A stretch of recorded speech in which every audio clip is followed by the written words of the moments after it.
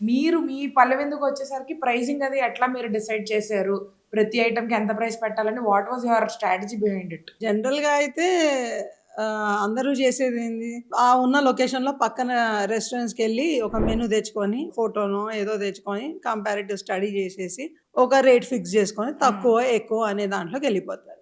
ఇంకో ప్రొసీజర్ ఏంటంటే, you work out the food cost. For example ఒక బిర్యానీది ఫుడ్ కాస్ట్ కావాలనుకోండి. Ingredients chicken, rice grams wise తీసుకొని, ఆ రోజు ఉన్న రేట్స్ అంటే యావరేజ్ తీసుకోవాలి అది గూడా. ఇట్ ఈస్ నాట్ దట్ రూ. 5 టొమాటో ఉంటే మళ్ళీ నెక్స్ట్ మంత్ రూ. 100 టొమాటో ఉంటే రూ. 100 టొమాటో ఒక దగ్గర రూ. 5 టొమాటో అట్లా కాదు. యావరేజ్ రేట్ అనేది ఉంటది. వెజిటబుల్స్‌కి గానీ, నాన్ వెజ్ కానీ దేనికన్నా ఒక యావరేజ్ కన్స్యూమర్ ప్రైస్ ఒకటి ఉంటదనమాట. ఆ ఓకే. యావరేజ్ ప్రైస్ యేసుకొని amount you will come to some amount. Like for example ఒక రూ. 150 వచ్చిందనుకోండి. ఆ రూ. 150ని డైరెక్ట్‌గా డబుల్ చేయడం. So 300 will be the price of the chicken biryani in your restaurant. అది ఇస్ ఒక థంబ్ రూల్. మామూలుగా అందరూ ఫాలో అయ్యేది. ఓకే. బట్ మనం నేర్చుకున్నది స్టడీస్ ఇవన్నీ చూసుకున్నది అయితే ఫుడ్ కాస్ట్ సేమ్ తీసుకోవాలి. According to the ingredients gram ప్రకారం తీసుకొని ఆ ఫుడ్ కాస్ట్‌ని you have to see the ideal food cost అనేది ఒకటి ఉంటది. Hmm. For casual dining it is 40%. Chinese వాళ్ళకి కొద్దిగా తక్కువ ఉంటది. 22% ఏషియన్ రెస్టారెంట్స్‌కి కొద్దిగా తక్కువ ఉంటది. అట్లా కెఫేస్ అయితే ఇంకా డిఫర్ అవుతాయి. ఫర్ క్యాజువల్ డైనింగ్ మాకైతే it is working out to be 40%. So 100 - 40 60% వస్తది. That is your over head cost. 150 into 60% చేస్తే యూ విల్ కమ్ టు ఒక నంబర్ లైక్ 90 వస్తుంది. 90 is the over head cost. Food cost, overhead cost. It can be rent, it can be staff salaries, electricity, everything will come in that 90 rupees anamata.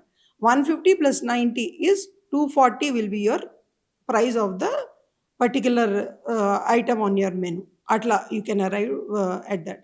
ఇంకా దానిపైన మీరు ఏదన్నా పెట్టుకోదలుచుకుంటే profit margins ఏదన్నా పెట్టుకోదలుచుకుంటే according to your overheads ఒక premium ప్లేస్‌లోకెళ్ళి మీరు పెడితే అక్కడ రెంట్స్ ఎట్లాగో ఎక్కువుంటాయి. దాని ప్రకారం you have to plan your rates. మేమిప్పుడు బిజినెస్ స్టార్ట్ చేసినప్పుడు కాఫీ ₹900 పర్ కేజీ కొనేవాళ్ళమి. అదే ఇప్పుడు ₹1800 పర్ కేజీ కొంటున్నాం. So it has doubled. But ఆ కాస్ట్ మేము ఆబ్వియస్లీ కన్స్యూమర్కి పాస్ ఆన్ చేయలేము. That will be detrimental to our business. So ఇప్పుడు చాలా మంది ఏం చేస్తున్నారంటే క్యాఫే బిజినెస్లో most popular cafes in Hyderabad instead of paying 1800 per kg వాళ్ళు కాంప్రమైజ్ అవుతున్నారు కాఫీ క్వాలిటీ పై. అది మీకు కూడా అనిపించుంటుంది if you have visited any of the popular cafes lately in Hyderabad ఆ same quality and standard maintain చేయట్లేదు. అది చాలా ఇంపార్టెంట్. ఫస్ట్ థింగ్ ఏంటంటే when you're doing specialty coffee compromise అనేది అవ్వద్దు. ఖర్చు పెట్టండి ఎక్కువ but deliver a great cup of coffee. మీ మార్జిన్స్ ఈరోజు తక్కువ ఉండొచ్చు కానీ మీకు రిపీట్ కస్టమర్స్ వస్తూ ఉంటారు. ఒక్కసారి ఒక కస్టమర్ కోల్పోతే మీరు get that customer back is impossible. 99% of the time a customer who has had a bad experience won't come back. So don't try to cut corners because the cost of acquiring a customer is very high in this business and the cost of losing a customer is immense. So ఎప్పుడు కథాలో ఏంటంటే we use the best ingredients, we do not cut corners, ఎక్కడ కూడా we do not compromise. And అందుకనే మేము ఒక premium కూడా charge చేస్తాం. ఇప్పుడు చాలామంది అంటారు అరే 300 ఫర్ శాండ్విచెస్ 400 ఫర్ శాండ్విచెస్ ఎందుకు అంత పే చేయాలనేసి. ఎందుకంటే మేము అంత రియల్ చీజ్ వాడతాము. We don't compromise on anything. We don't use substitutes for butter or ghee. మేము వాడేదంతా 100% authentic. We do not cut any corners anywhere. So usually ఇప్పుడు ఈ ఫుడ్ ఇండస్ట్రీలోని what is the margin that is there అండి? Industry standard average margin ఎంత ఉన్నది? 20, if really they're doing a really good job, probably 25 is the least. అంతకంటే తక్కువ అయితే hardly anyone అనుకోవచ్చు. అండ్ స్టాండర్డ్ అయితే 33 అండి. 30 to 35 మధ్యలో. నైస్. Yeah very few. ఇప్పుడు మనం ఫుడ్ కంట్రోల్, ఇన్వెంటరీ, వేస్టేజ్ ఇవన్నీ కంట్రోల్ చేయకపోతే ఇట్కి 40 వరకు వెళ్తుండొచ్చు. బట్ 33 అయితే గోల్డెన్ స్టాండర్డ్ అని చెప్తారు. మేజర్ లీక్ ఎక్కడ ఉంటుందండి యూజువల్లీ కాస్ట్? మనకి మేజర్ ప్రాబ్లం ఎక్కడ అంటే 2-3 థింగ్స్ ఉన్నాయండి ఇక్కడ. ఇప్పుడు మనకి సేల్ ఎక్కువ అవుతూ ఉంటే మనం ఏం చేస్తాం, we tend to cook more and more. So proportion of wastage will come down because మనకు అన్ని ఐటమ్స్ అనుకున్న రేంజ్లో అన్నీ వెళ్ళిపోతూ ఉంటాయి. So compare to the sale ఈ వేస్ట్ అనేది తక్కువ అయిపోతుంది.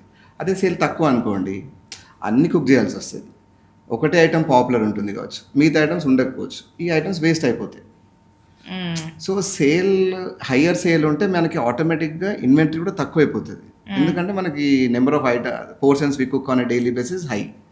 అండ్ మనకు తెలుస్తుంది ఒకటేసారి మనం ఒక 10 portions 20 portions కుక్ చేస్తాం, అది అయిపోగానే మళ్ళీ ఈవినింగ్ ఇంకో 10 or 20 చేస్తాం.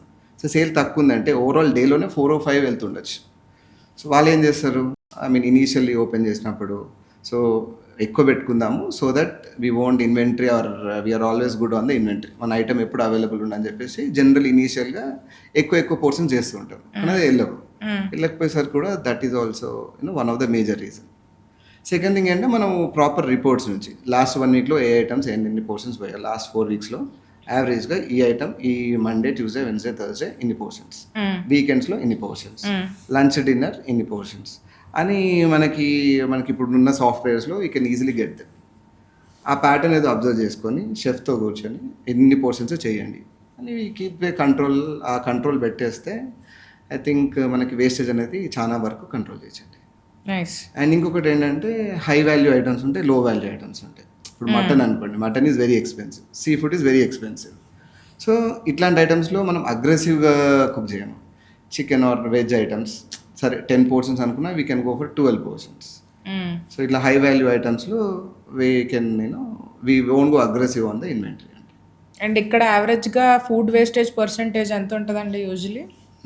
ఫుడ్ వేస్టేజ్ అంటే ఓవరాల్గా మా లెవెల్ చూస్తే 1 to 1.5% ఉంటుంది. That's very less. Yeah.